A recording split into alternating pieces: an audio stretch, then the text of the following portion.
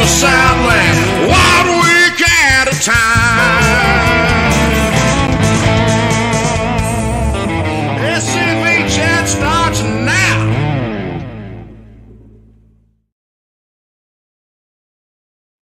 It's Monday at 7 o'clock in the afternoon, so you know what time it is. It's time for your weekly episode of SCV Chat. I'm your host for the evening, Moose. And please remember, before we get into anything, the views and opinions expressed on this broadcast are not necessarily the views and opinions of the SCV, its GEC, nor any divisions, brigade, camps, or other subsidiaries. How is everybody doing this evening in the Southland? Got people from Biloxi, we got Casey, we got John, got Mr. Ron, and I'll talk more about Mr. Ron and the Kennedys at the end of the episode, so hint, hint, stay tuned for that. Got Miss Linda. We got the legend, past Commander-in-Chief Paul Gremlin Jr. in the chat. Cousin Vinny is always supporting in the chat. Florida Division's going strong. Mr. Sean, I believe you just sent me news for the Florida Division. I believe y'all elected a new commander, so congrats on that. We'll be, of course, talking about that Thursday, and if there's any elections that's went on in any division or any division news, please send it in, and I will talk about it Thursday on Look Around the Confederation. So, big time of the year for us. It's division reunion time, and then, of course, soon it'll be national reunion time. I, myself, am getting ready for the Mississippi Division reunion this weekend. So I'm looking forward to that. Miss Linda, good to see you in the chat. My Gigi, my Granny Gremlin. Let's see here. Anybody else? Chris in the chat. Good to see you, brother. David, nice to see you. It's rainy in Knoxville. Bless your heart, man. I feel like it keeps raining in Knoxville on you. But without further ado, let me check if I have any announcements. I do not believe I do. Please remember to follow us on all our social medias on Facebook, Instagram, YouTube, and TikTok. We are trying our best to expand, and maybe we have more on that Thursday. Never know. But let's see here. Yes, I do have an announcement to make. Boots Mania shirts are coming out now. They are a limited edition. They will only run until January 6th, I do believe. So you need to get them as quick as you can. We'll be selling them. Hopefully we do well. And, of course, all the proceeds from our T-shirts here at SCV Chat will go to us to make the show better. And we might probably donate something to somebody. We haven't talked about that yet. It just depends on how the shirt does, really. They will be.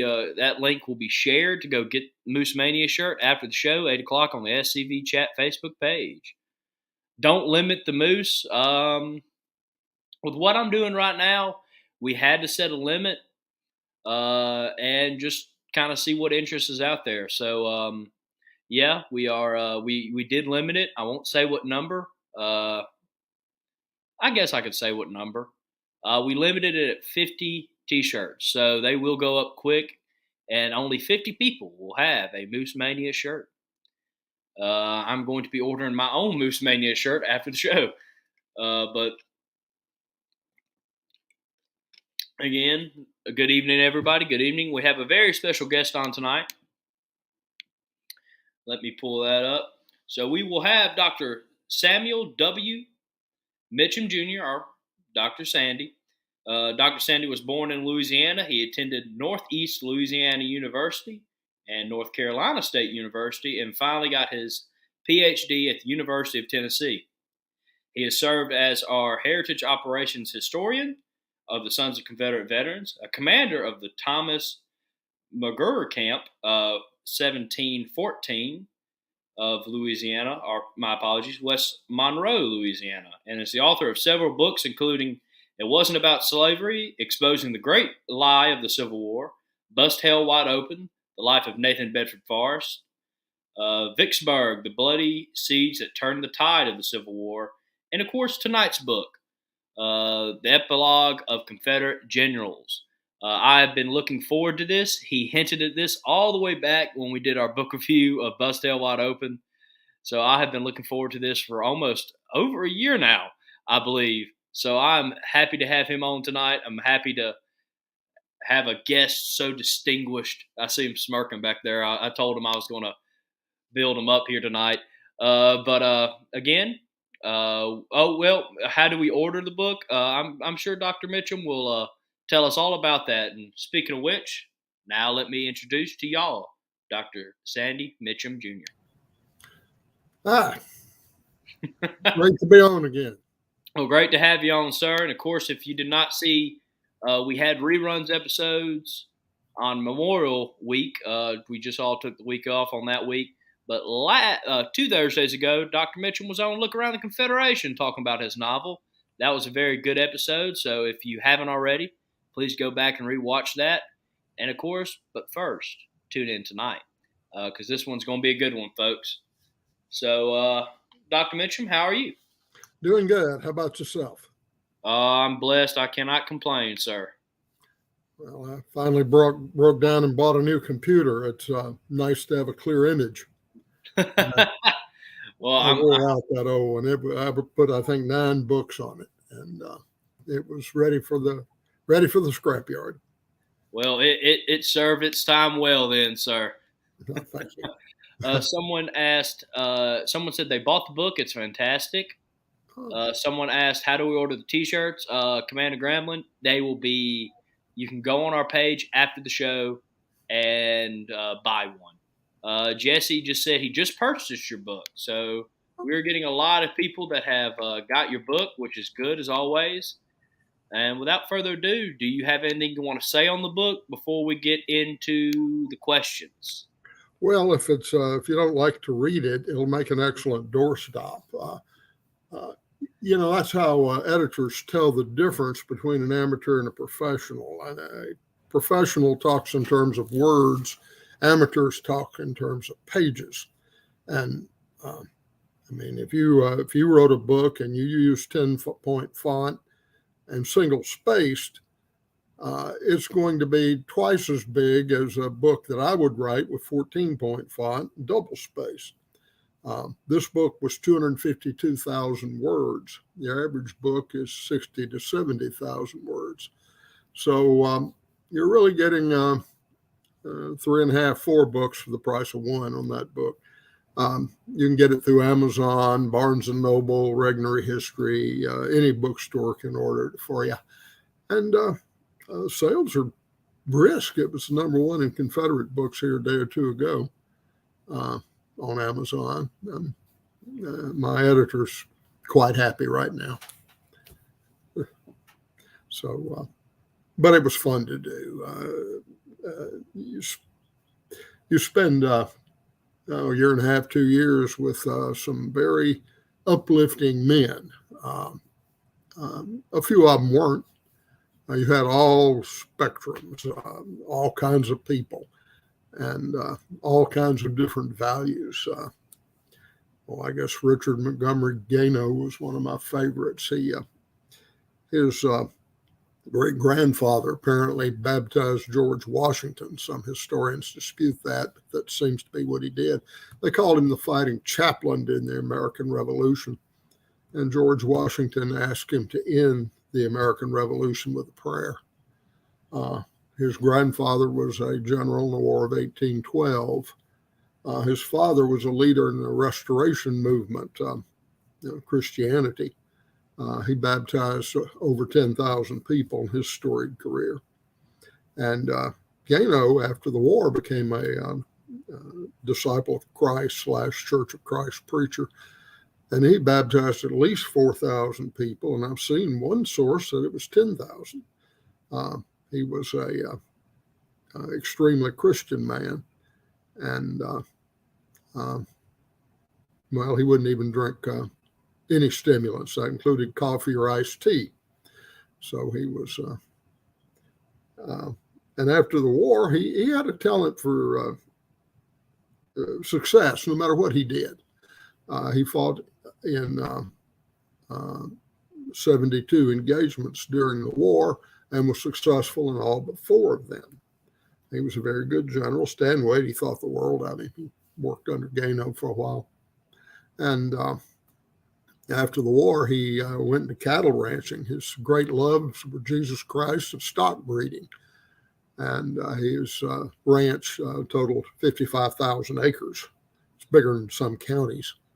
And he succeeded in improving cattle strains, horses, pigs, you name it, and helped establish over 30 churches and, like I say, multiple baptisms. And thank Ron Kennedy for his kind remarks. But Gano was interesting. His great-grandson, whom he knew, was Howard Hughes, the aviation pioneer and eccentric billionaire, who didn't live up to the pristine moral standards of his great-grandfather, but interesting family altogether.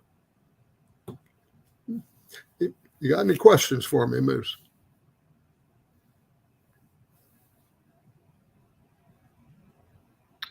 Yes, sir, I do. I forgot I muted my mic to check my monitor. Make sure that we were playing audio and going strong live. Yes, sir, I have a good couple questions for you. The first two, I'm going to love to see what the chat thinks about this. Probably it's one of those things where people will always dispute, the first two at least. My first question to you, sir, is who was the best Confederate general in the war? Well, I'm prejudiced. Nathan Bedford Forrest was the best general. General Lee said so. Grant and Sherman sort of said so. They qualified a little bit. Sherman said he was the best cavalryman in American history. And his method of waging war was brilliant and simply incomprehensible to me. And General Grant made a similar remark. He said, for the kind of warfare that Forrest was called upon to wage, neither side could present a better man than he was. He was an unadulterated military genius. He's a first-grade dropout and rose from private to lieutenant general in 4 years. Now, I have a military background myself. I was a platoon leader, company commander, battle group commander. I graduated from Command and General Staff College, qualified through the rank of Major General. Forrest knew more the day he plopped his behind in a saddle than I knew. It's like it came from the air. He didn't know the terminology. His first battle, he wanted to attack the Union flanks, which he often did. And his order was take them in both ends. But a uniquely American story. He was awesome. Oh, yes, sir. I agree. And, of course, everybody on here knows that I'm very passionate towards Robert E. Lee. But I'll have to agree with the general on that for sure. I think General Forrest was just a complete genius. Yes. And to not serve and go from private all the way up to lieutenant general, that just shows how brilliant he was in the war. And I think, without a shadow of a doubt, he's one of the greatest generals to ever live. Yeah, well, I'm kind of like you. That's one of the reasons I wrote this book. It really got my attention when I read that Robert E. Lee in a newspaper interview listed Forrest as the best general in the Civil War. He says, a man I never met. His name is Forrest. And I got to confess to you, I was 12 years old before I found out that General Lee was not part of the Trinity.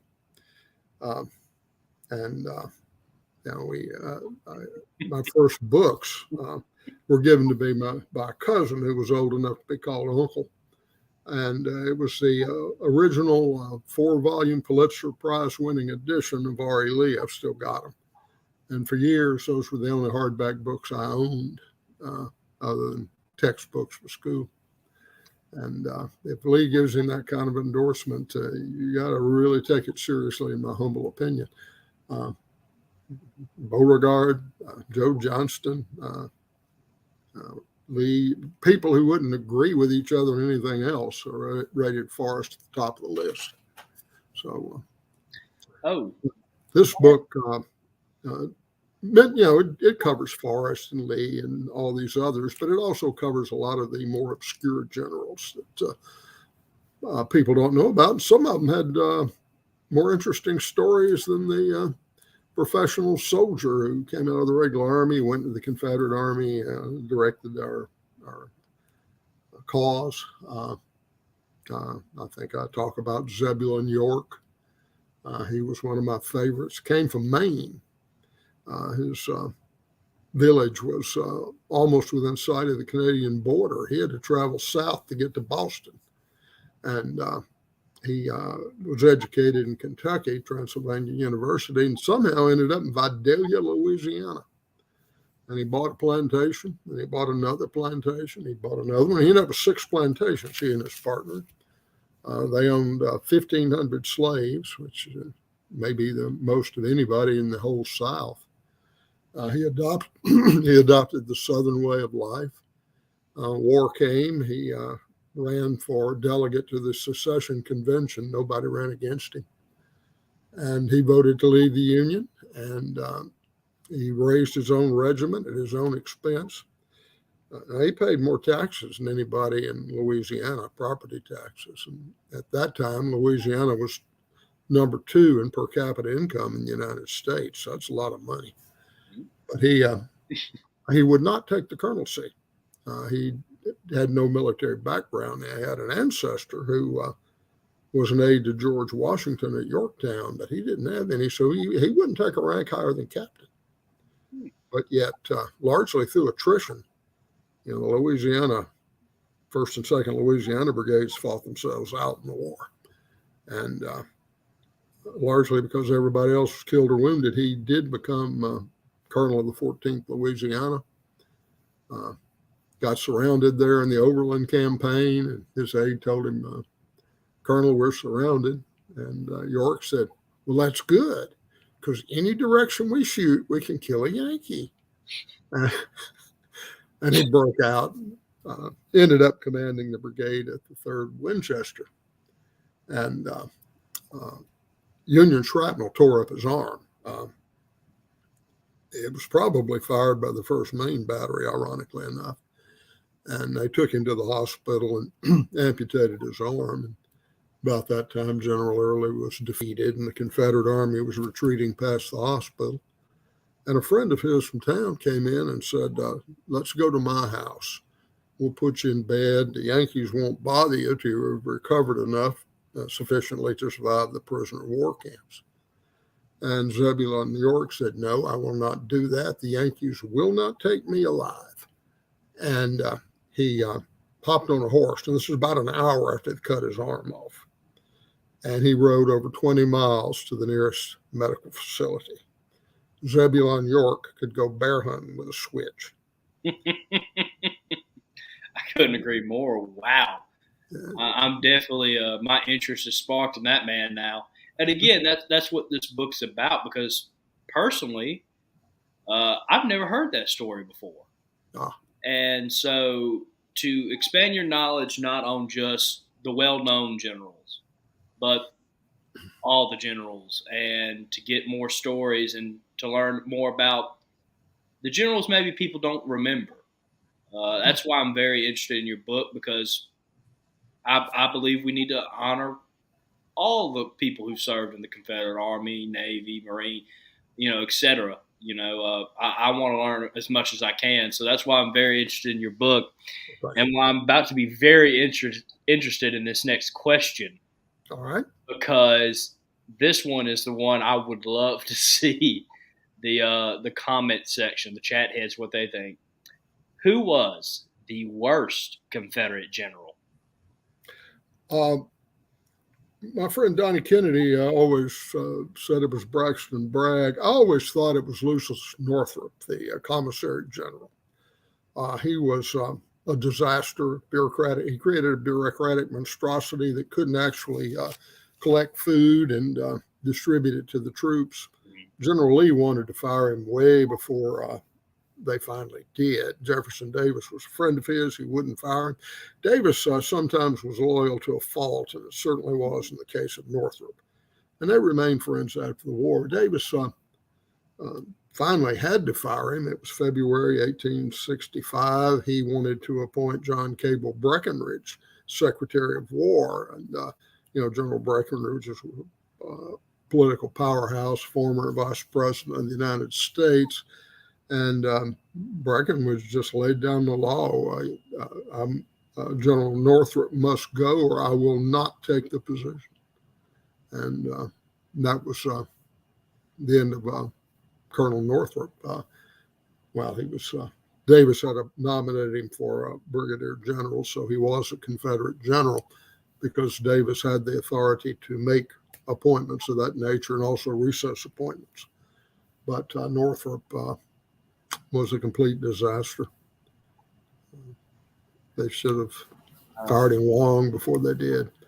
At Appomattox, they had no food. They had plenty of cartridges and powder. So those departments functioned well, but they were out of food. A lot of the chat heads are saying Bragg or Hood. Hood is a great example of the Peter Principle. He was a brilliant brigade commander, one of the best division commanders in the whole Army. And they promoted him to Corps commander, which was about his ceiling. He was a mediocre to poor Corps commander. But Davis promoted him to commander of the Army of Tennessee, and that was a terrible disaster. In fact, Commander-in-Chief McClooney told me something I didn't know about it in his book on Beauregard. Davis was within about a day of appointing Beauregard to succeed Joseph E. Johnston. And he just couldn't stand Beauregard. And he liked Hood. They used to go on carriage rides together. General Lee told him not to, but he ignored that, appointed Hood, and the rest is history. Now, I don't fault Davis for firing Joseph E. Johnston, frankly. I would have fired him too. He needed to be fired. He wouldn't communicate with the president. He was they'd been feuding for 3 years, and he wouldn't guarantee that he would hold Atlanta. And I think the last chance we had to win the war was to hold Atlanta past November 8th, 1864. Presidential election, Lincoln would have been defeated. Even Lincoln said he was going to be defeated. He thought he was going to lose. But when Atlanta fell, it reversed Northern public opinion overnight because they could see the light at the end of the tunnel. And they were right. I think the fall of Atlanta was the last chance we had to win the war.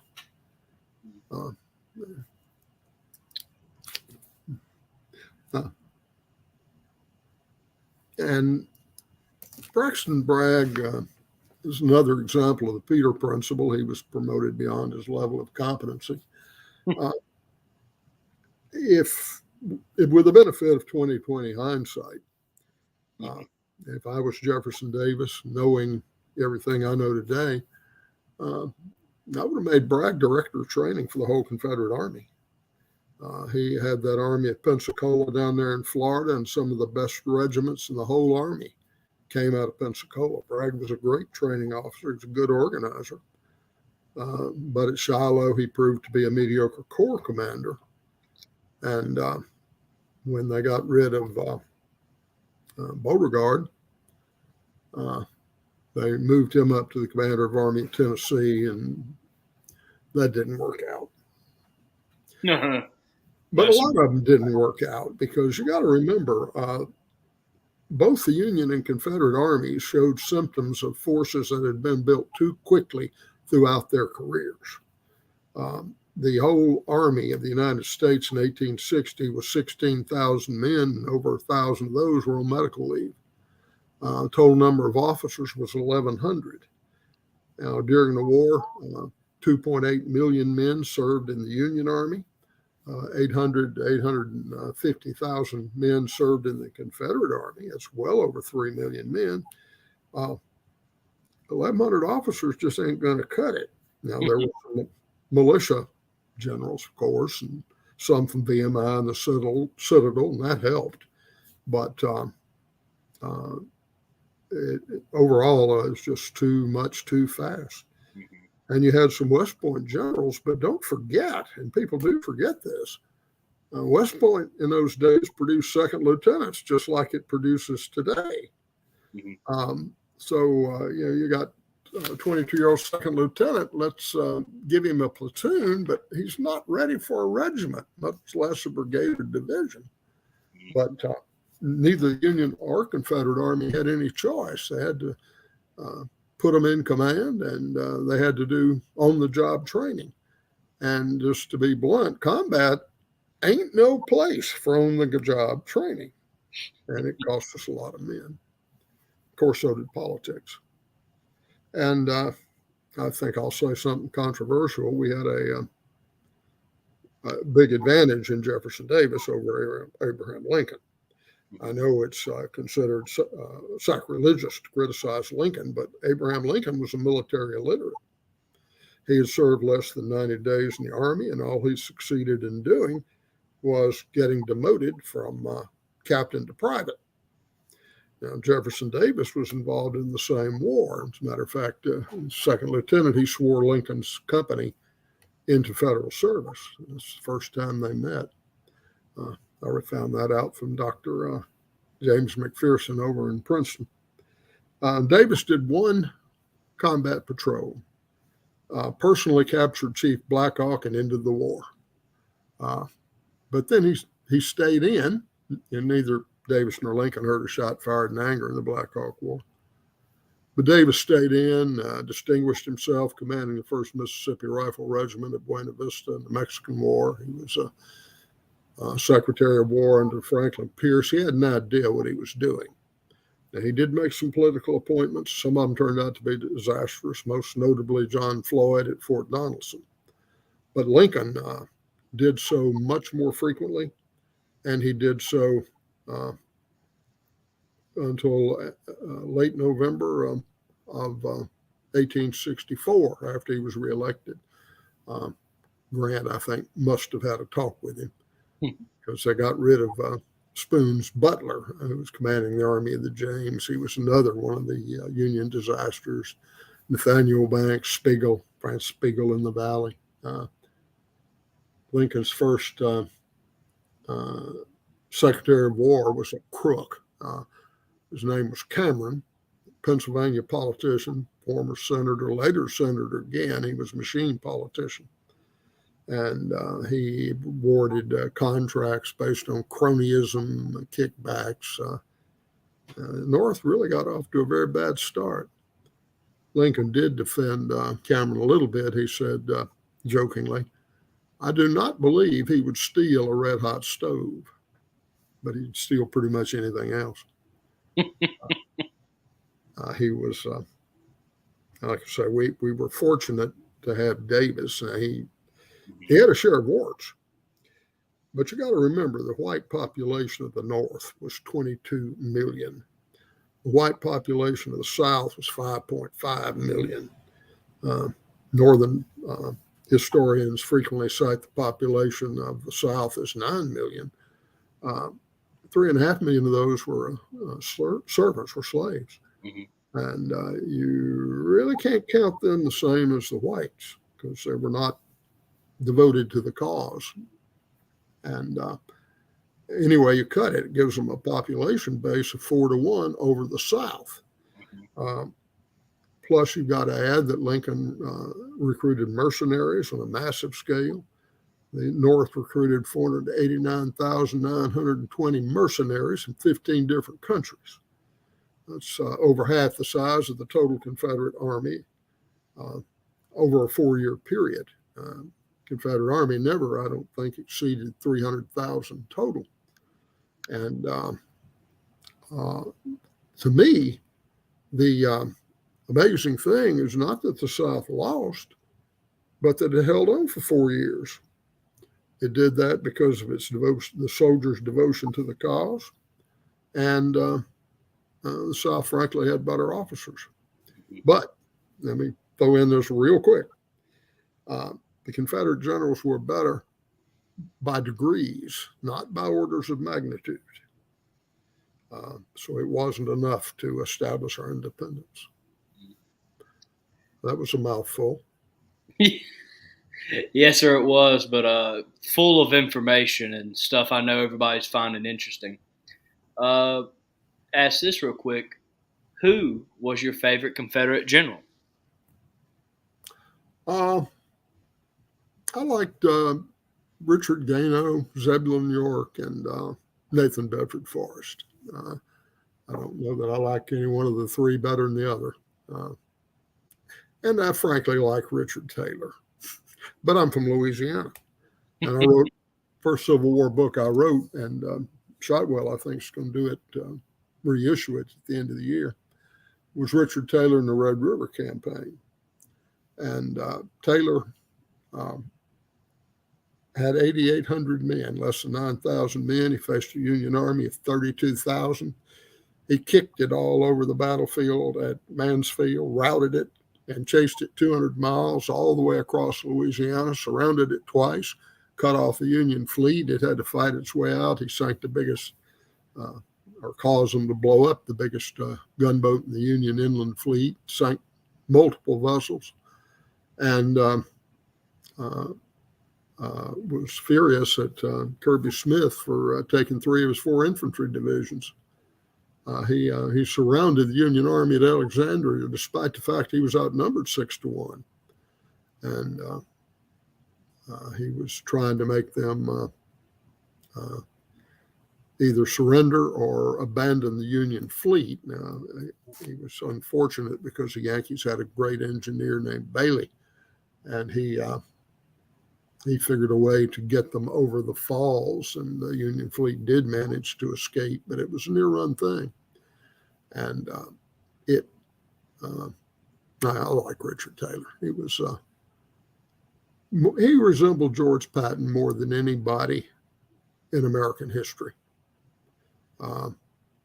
He was opposing Nathaniel P. Banks. They called him Napoleon P. Banks, sarcastically, who was a former Speaker of the U.S. House of Representatives. So here you have a comparison. If you can grasp this, you understand the Red River Campaign.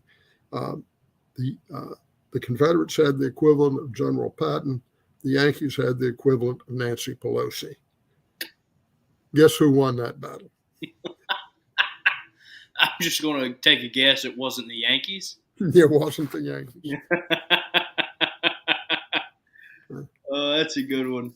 I have one more question for our commercial break. And these next questions, ladies and gentlemen, let me tell you, are going to be some lovely, I wouldn't say hard-hitting questions, but I think questions that need to be answered. And I think your knowledge on the subject is going to come in handy to everybody watching. So I'm going to ask this last one, and then remember to stay tuned after this commercial break. Maybe stop and share this with your friends, folks, because it's going to get interesting after this one. How did the Southern generals stack up against the Northern generals? Well, like I say, they were better by degrees, not by orders of magnitude. Yes. But our generals generally outperform the Northerners, and you will find exceptions to every rule. But Confederate generals were better. I don't quite know how to verbalize this, but all right, you have the best and brightest in the North and the South. In the South, the best and brightest were facing an invasion by a foreign enemy who could be very brutal. And they tended to join the Confederate Army, and the best and the brightest always rise to the top. And the women put a lot of pressure on them. And the Yankee best and the brightest didn't have to do that. If you were, say, a lawyer in Rochester or Buffalo, you didn't have to join the Union Army if you didn't want to. You could build your practice, and many of them did. So a lot of the best and brightest from the North stayed in the North and didn't put on the uniform. Some of them did. Enough of them did to make a difference, frankly. But the best and the brightest in the South fought. Like up here at Farmerville, Louisiana, there was one young man. Everybody joined the Army. But one young man didn't. He was perfectly healthy. He could have been a soldier. And a herd of women attacked him one day, took him down, and put a dress on him. And I don't know if they put makeup on him or not, but I hope they did. He deserved it. In fact, General Sherman when he took Savannah, he ordered the Confederate women out of the town. And they were packing, and Union officers came up to supervise and see what they had. And the women, you will not do this. And they went to General Sherman and told him to tell these officers to mind their own business. And Sherman looked at the Southern women and said something to the effect, well, you Southern women, if it hadn't been for you, the men would have given up long ago. But he told the officers, don't overlook their packing. Let them pack whatever they want to. You don't get to inspect it. I like that. Yeah. Don't want to mess with Southern women. No. But, I got a book coming out end of August entitled Voices from the Confederacy.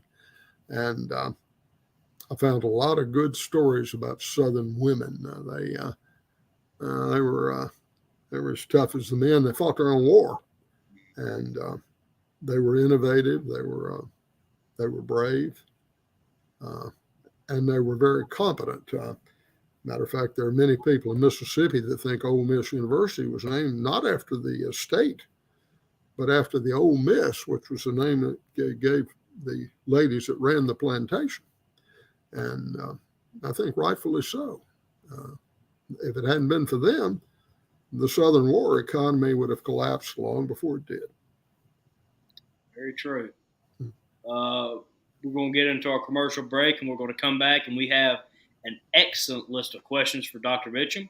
So you don't want to miss that. Share this episode right now if you can, and stay tuned. And please remember, our sponsor today is Confederate Legion. You can join the Confederate Legion today at www.makedixiegreatagain.org. Doing a lot of things over there that are great over there at Make Dixie Great Again. Speaking of which, you might hear more about that next Monday. So there's a little hint for everybody. So make sure to go support them, and we'll be right back. When my mother was in college, she danced with Confederate veterans. To me, it wasn't that far away. My father knew this. My mother knew this. Almost 50 years ago, I joined the Sons of Confederate Veterans. In those days, we weren't concerned about saving monuments or any of those things. That wasn't necessary. In fact, none of us had any remote idea that it would ever come up. We can't just sit there and react. We have to be proactive. Or, as Robert E. Lee said, the best way to disrupt your enemy's plans is to strike first. Everyone should do all in his power to collect and disseminate the truth, in the hope that it may find a place in history and descend to posterity.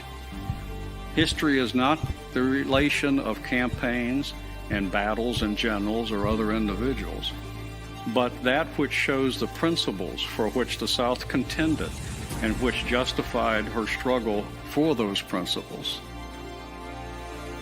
If you're looking for some place to be where you think you're going to accomplish something to save our history, go to the Sons of Confederate Veterans. I'm Thomas Lee Jesse. I'm a descendant of Private Daughtery Gilmer, a Confederate veteran.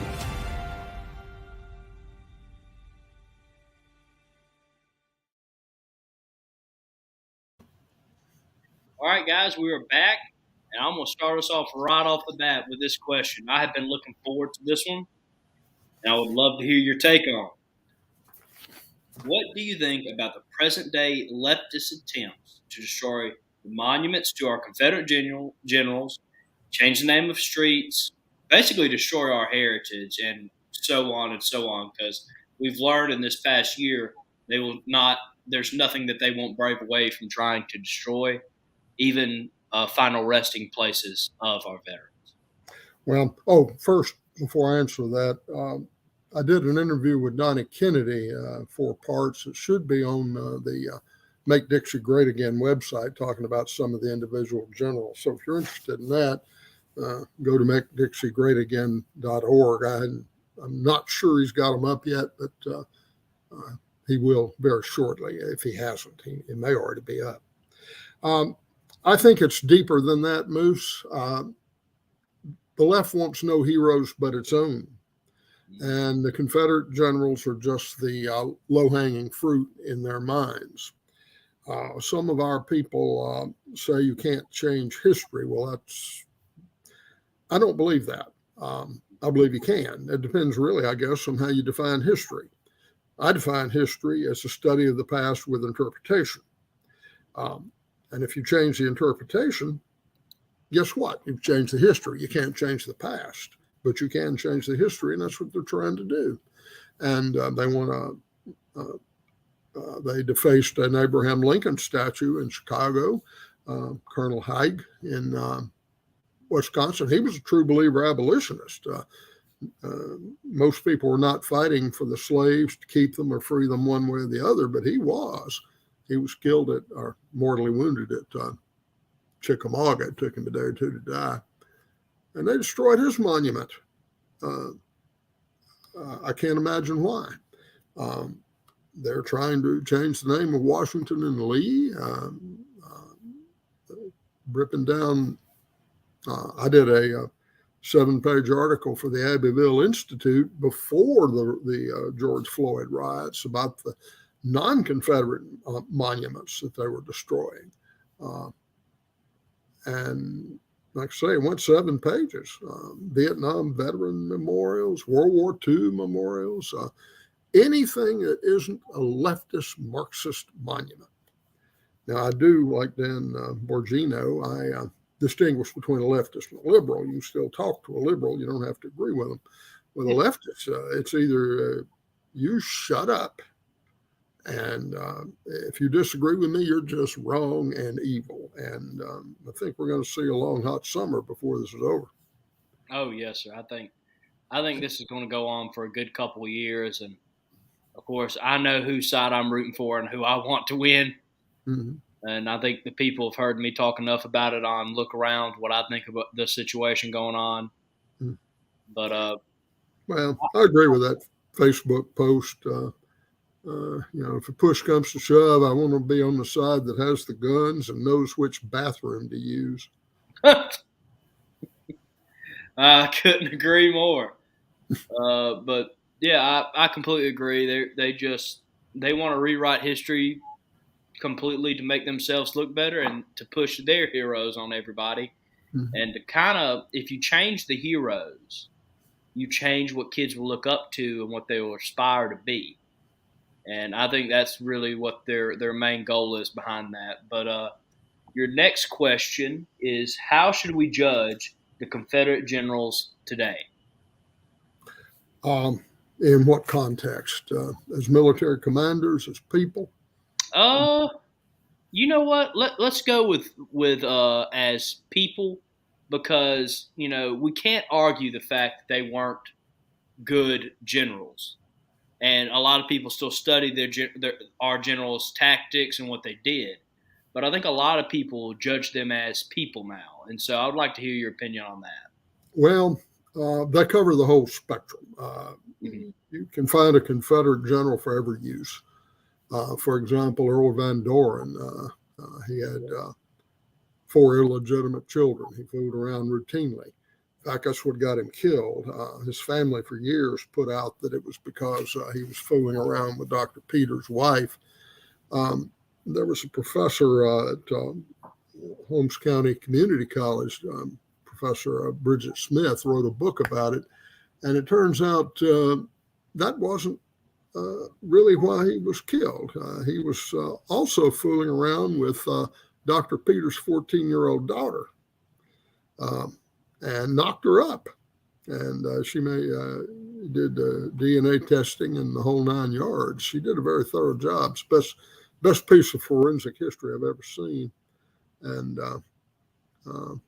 that's why Peters shot Van Doren. I kind of wondered about that because if Peters had shot everybody that fooled around with his wife, he would have been a mass murderer. She was an nymphomaniac. But fool around with daddy's 14-year-old daughter is a good way to get killed, and that's what happened to Van Dorn. So you got him on one side, and you got people like Thomas R. Cobb on the other. He was a great jurist. He didn't want to take political office, but we think he wrote the Confederate Constitution. It's written in his hand. And he was a brilliant man, but he thought that if you fooled around with a woman and got caught, you should be forced to marry her. He was a straight arrow. He, of course, was killed at Fredericksburg, ironically within sight of the house where his father had proposed to his mother. But that you can't get much further apart than that. Then you got some real heroes. I always thought the bravest Confederate general was Daniel Harvey Hill. He, if he thought a man was dodging too much, he'd make them stand at attention under enemy fire, load their muskets, hand it to him, and he would shoot at the Yankees. And then they would critique his shot. Did I hit him? Is he dead? Is he wounded? Did I miss? Where did I miss? And Daniel Harvey Hill was immune to fear. So was Stephen Dill Lee, but he didn't go that far. And they had a big issue early in the war. I didn't get into it in this book, but over the issue of dodging. Gentlemen do not dodge was the attitude of some people in 1861. Others took the attitude, I'm not going to get killed just for appearances. And kind of came to a head in the Peninsula Campaign as his captain. I had to deliver a message to General Stuart. He had to cross an open field near a Union artillery battalion, which was trying to kill him. And he rode what they call Comanche style. He was practically parallel to the ground. And he pulled up to General Stuart, and Stuart and the staff were making fun of him. And Robert E. Lee rode up, and they asked which side of the issue was he on. And he looked at the captain and said, "That's right, Captain. Dodge them all you can." The captain got even with General Stuart at the Battle of Fredericksburg. Stuart was looking through his binoculars at the edge of a wood line, and a Union artillery shell went through the top of the trees, knocked loose some limbs. Stuart hit the deck. He was covered with leaves and limbs. And as he was getting up, there was that captain standing above him, laughing at him. So he got even. But Stonewall Jackson was an advocate of dodging, although he wouldn't dodge himself. It varied. It varied, yeah. You got the whole spectrum. I mean, you got very loyal people. You got Jubila Early lived with a woman for years and had 4 illegitimate children. That was not usual, but it happened. Rufus Barringer had 2 children by a slave girl from another plantation, and he claimed them. In fact, Walter Coleman was one of the children. He became the richest black man in North Carolina, and some sources say the richest in the United States. He owned his own textile mill. Barringer was a great businessman. He taught this young black person how to do it. Others, you got Robert Toombs. That was he was interesting. He one of his friends said if he was stupid, he would be dismissible. If he was sober, he'd be a statesman for the ages. Unfortunately, he was neither. He got kicked out of college. He was in what became the University of Georgia at age 14 and was dismissed for inappropriate behavior and drinking. He was an alcoholic. He was brilliant, but alcohol ruined his career. In fact, when the Confederacy was first formed, a great many people thought, the deep seven states of the Deep South formed the Confederacy. They were thinking the president should be from Georgia because it's the most populous state. And they sent a delegation to discuss that with Robert Toombs, and he was drunk as a lord. And he chewed tobacco, and it drooled down his face onto his white shirt, created a very bad impression. So the delegation left, and they eventually, of course, selected Jefferson Davis. So Toombs, for a while, was front runner for the presidency of the Confederacy, but alcohol got him. And you'll see that with several of these generals. They couldn't control the bottle. Sibley over in New Mexico, they called him the walking whiskey keg. And Richard Taylor court-martialed him for cowardice and wanted to have him shot. Richard Taylor didn't take prisoners. The court-martial would not go along with it, but they did convict him for inappropriate behavior and ruined his career. But Taylor wanted to line him against a wall. That's just Richard Taylor, though. No, yes, sir. Anyway, you pick a person, and you'll find a Confederate general to match it. There are all kinds.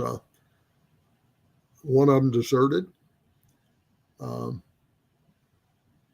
of them showed cowardice, I'm afraid. His name was John Robert Jones.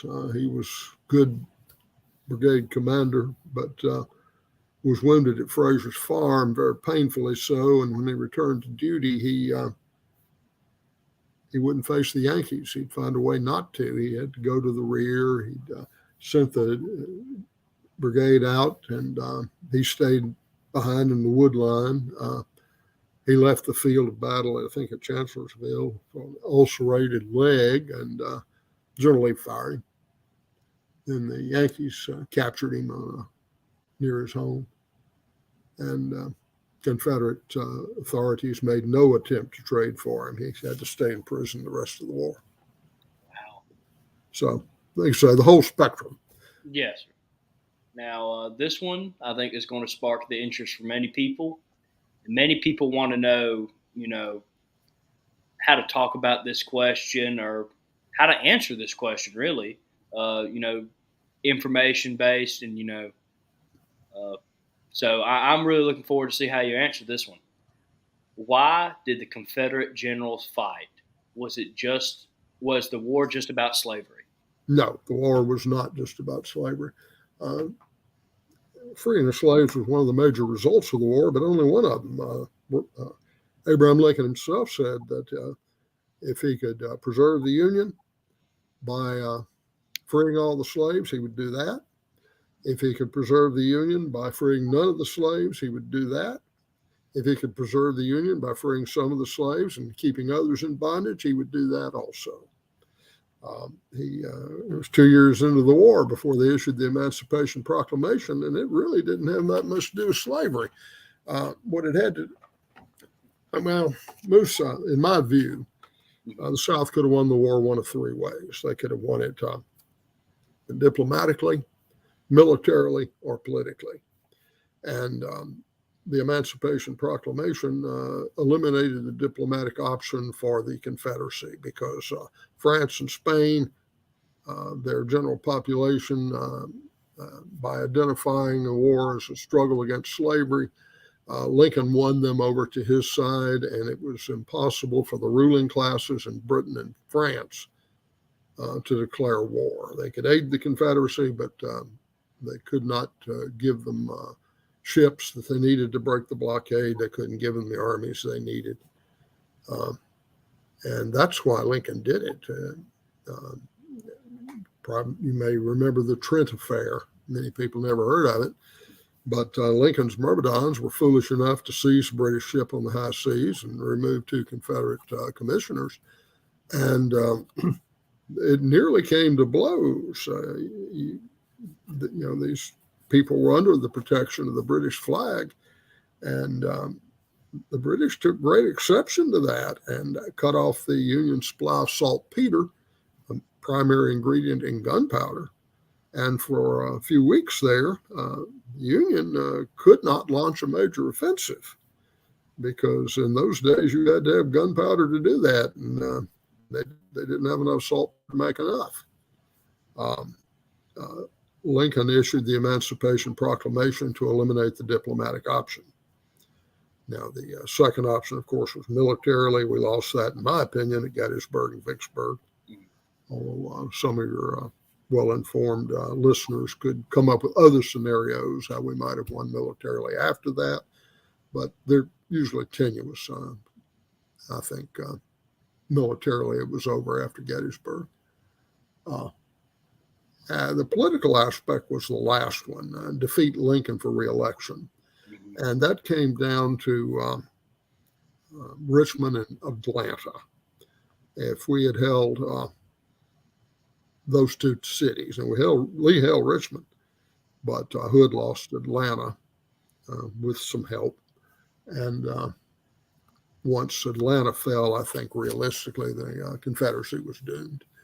Union public opinion was against Lincoln until then. They saw, like I said, the light at the end of the tunnel after Atlanta fell. And that was pretty much it. We made some last hurrahs, but it was pretty much over. Aren't you sorry you asked? Yes, sir. I really am. But again, I want to thank you for coming on, sir. Our time for the episode, sadly, is drawing near to an end. I hope everybody has enjoyed this episode of SCV Chat with our distinguished guest and very wise man who has answered these couple of, I would say, hard-thinking questions now.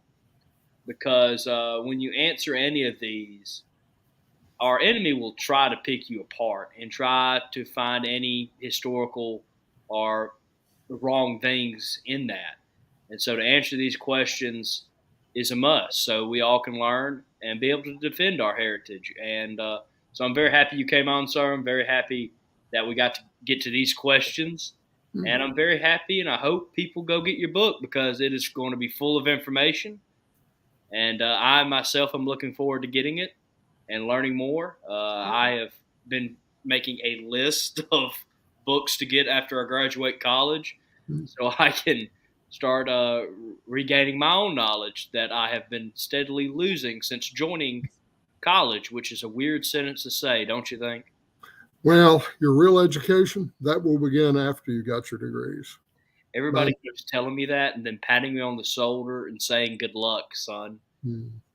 There is one argument I'd like to puncture right now because your listeners will hear this. Okay. They say that Alexander Stephens' cornerstone speech proves the war was all about slavery because Vice President Stephens allegedly said that slavery was the cornerstone of the Confederacy. Now, Vice President Stephens later said he was misquoted. I don't know if he was or not, but it's questionable. But the major point that I'd like to make is vice presidents don't make policy. Presidents make policy. Stephens was not Davis's choice. He was picked by the convention. They didn't get along that well. He spent most of the war in Georgia. When the Senate wasn't in session, he went home because he had nothing else to do. I'm reminded of a quote by Thomas Riley Marshall. You may not remember him. He's a footnote in history, 28th Vice President of the United States. But he said it very well. He said, once there were two brothers. One ran away to sea, and the other became Vice President of the United States, and neither were ever heard from again. And that's about how important the vice president was. He certainly didn't make policy. If you're going to quote anybody, quote Jefferson Davis. He said, we're not fighting for slavery, we're fighting for independence, and all we ask is to be left alone. Amen. Okay, I'm through. Well, I'm happy you added that in there because that is the quote that I would say gets thrown in our face all the time. It's the face that gets thrown in mine. It's the quote that gets thrown in my face all the time. I have heard that quote more times than I would like to talk about. So I'm glad you wanted to talk about that because that's something that needs to be talked about so people can be like, well, his kind of like we do at the beginning of the show. His views and opinions really don't matter. If you're going to quote someone on the views of the Confederate government, quote Jefferson Davis. And so I like that. I will be definitely using that myself in the future. So thank you, sir. Good. And again, I want to thank everybody for coming on. We've had a great episode here today, large crowd. Remember to share this. If this only gets to our people, it can help, but it also needs to get to the people that have no idea about any of this, and so they can learn. And if they want to argue, let's have a nice, respectful debate. Sometimes you can change their opinion, sometimes you can't. That's just how life is right now. But definitely try to learn people, try to make other people learn. So please share this video, like it, and remember to tune in Thursday for a look around the Confederation.